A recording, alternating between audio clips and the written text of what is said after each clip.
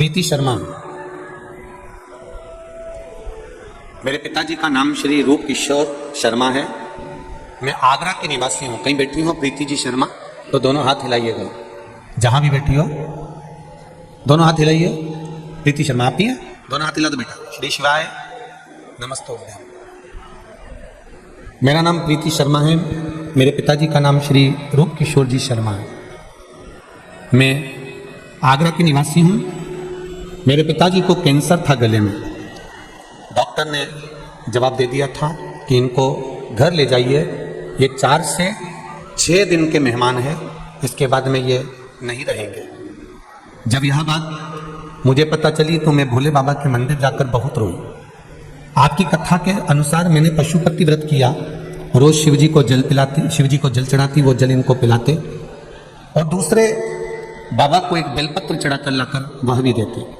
बाबा की कृपा ऐसी है गुरुदेव कि अब मेरे पिताजी, जिसको डॉक्टर ने कह दिया था ये 4-6 दिन के मेहमान हैं, वो आज भी ठीक हैं और बाबा को रोज जल चढ़ा रहे हैं।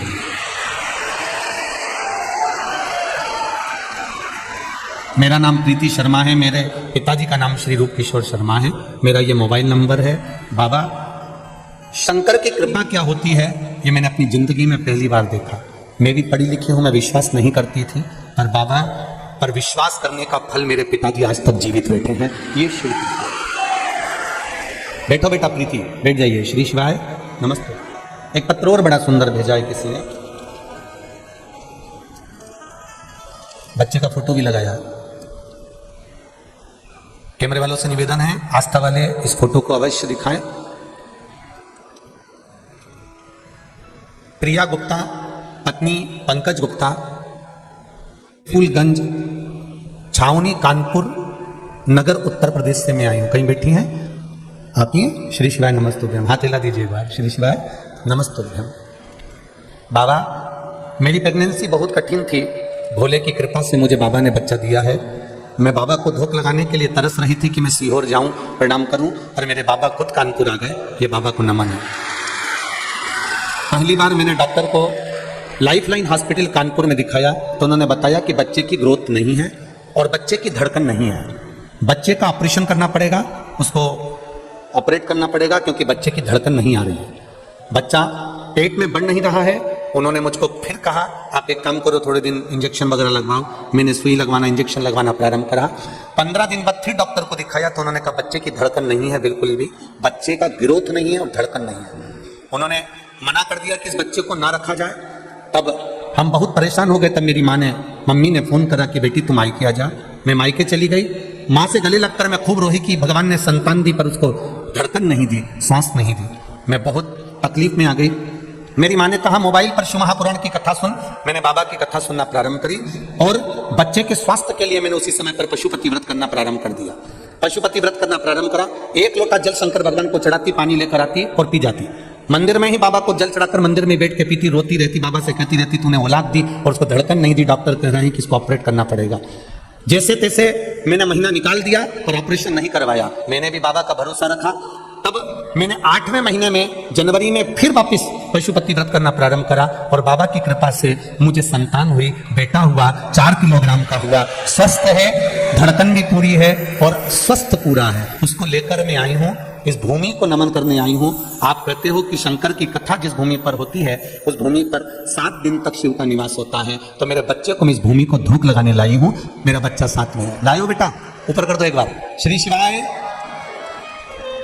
क्या नाम रखा है इसका? बाबू आपने इसमें,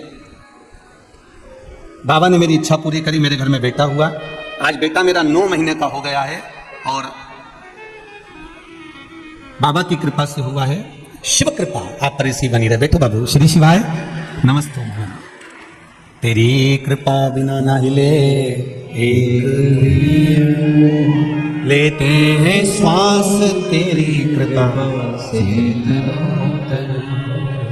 बखान क्या करूं मैं रातों के ढेर का, चपटी भभूत में खजाना। हम ये तो नहीं जानते कि मेरा भोला क्या देगा, पर इतना विश्वास जरूर है कि कानपुर की इस कल्याणपुर की धरा पर अगर कथा हो रही है और आप दिल लगाकर अगर 3 घंटे की यह कथा सुन रहे हो तो 3 महीने में मेरा बाबा क्या देगा आगे के पत्र में आपका प्राप्त जरूर होगा, ये निश्चित है। वो कभी नहीं सोचता कि धन कितना, दौलत कितना, संपदा कितनी, वो तो केवल एक चीज विचार करता है कि भक्ति कितनी है। और इसी को तो भक्ति कहते हैं साहब, इसी को भक्ति कहते हैं। कथा का पहला दिन है और आप इतनी संख्या में आए हो कि चारों तरफ भरे पड़े हुए हो, ये शिव कृपा नहीं तो और क्या? यही शिव कृपा, यही उसकी उदारता, यही करुणा है। उसकी करुणा बिना नहीं हो सकता।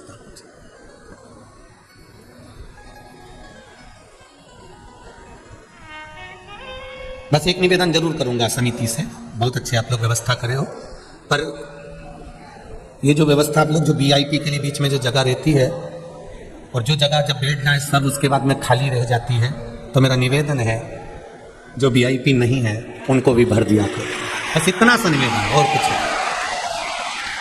ये जो जगह खाली रह गई, बेचारे कोई लोग खड़े हुए हैं, माताएं धूप में अपने बच्चों को तोक तोक के खड़ी हुई है, कई लोग बाउंड्री के बाहर खड़े हुए हैं। तो निवेदन करूंगा जो रह जाए आपके वीआईपी बैठ जाए, मना नहीं है, उसके बाद जो जगह बच जाए खाली, उसमें जो माताएं अपने बच्चों को, छोटे छोटे बच्चों को लेकर धूप में खड़ी हुई, उनको आराम से बैठने की व्यवस्था आप लोग कर, यही निवेदन। दिल से सुनो, 7 दिन की कथा है, प्रशासन बहुत सुंदर व्यवस्था संभाला हुआ है। हमने देखा जहां से हम चले वहां से लेकर यहां तक पुलिस प्रशासन ने बहुत सुंदर व्यवस्था संभाली है।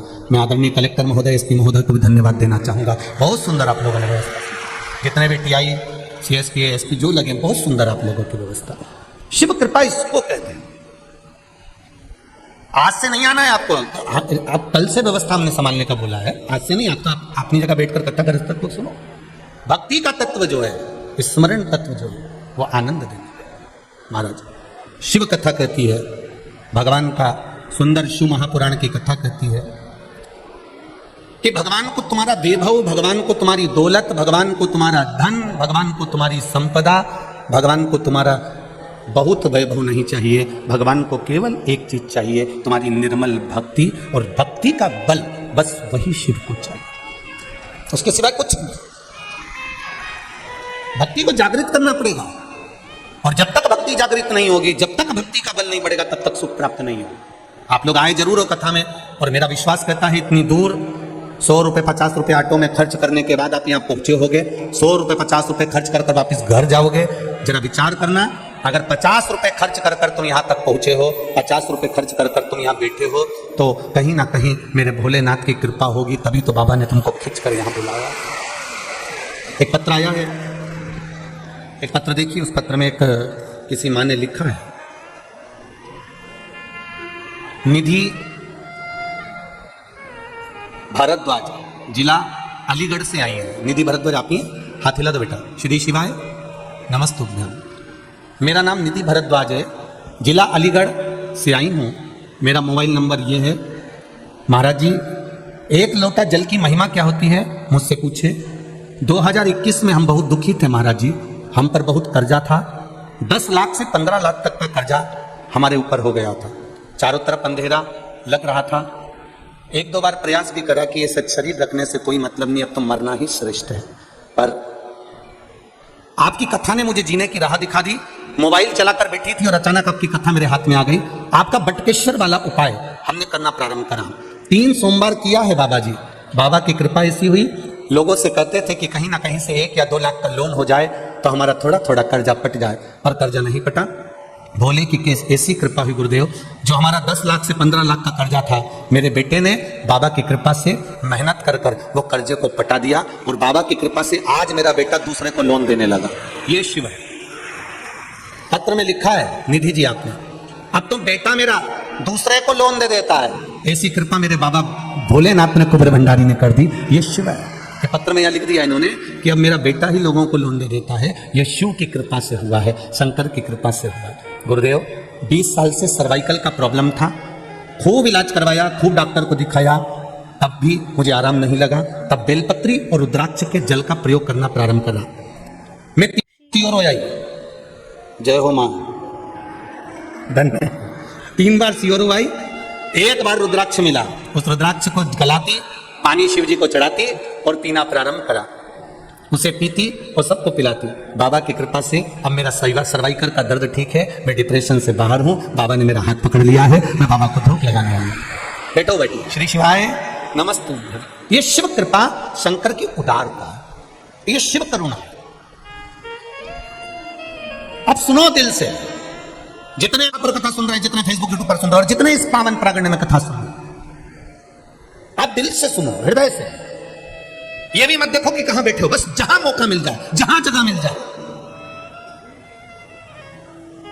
एक काशी के एक भक्त की कथा थी जिसका नाम भोला था। माता पिता थे, आंखों से अंधा बेटा ने जन्म ले लिया था।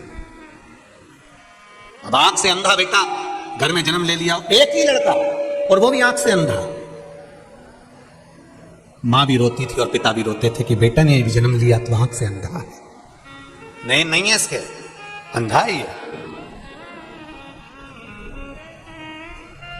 बेटे को जैसे तैसे माता पिता ने पाल पोस कर बड़ा कर। अब घर में अगर कोई विकलांग है, कोई का पाँव नहीं, कोई का हाथ नहीं, कोई के शरीर में रोग है या बीमारी है और उसका कोई नहीं है, तो माँ बाप तो यही सोचते हैं ना कि हम तो है ना, जब तक है हम तो अपने बच्चे को संभालेंगे जब तक जीवन मिला मनुष्य की देह।